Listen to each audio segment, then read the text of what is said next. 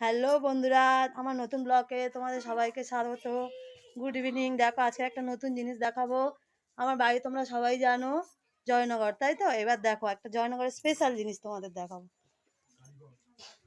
এগুলো কি বলো তো? মুরকি। এই মুরকি দিয়েই আমাদের এখানে তৈরি হয়। এই দেখো দুজন এখানে বাঁধছে, আমার দুটো দেওর। এই একজন বসে আছে। এই দেখো দিদাও বাঁধছে। মুরগিগুলো কেমন করে বাঁধে দেখো, এক জায়গায় করে গুড় দিয়ে, অরিজিনাল ঘি দিয়ে, গুড় দিয়ে।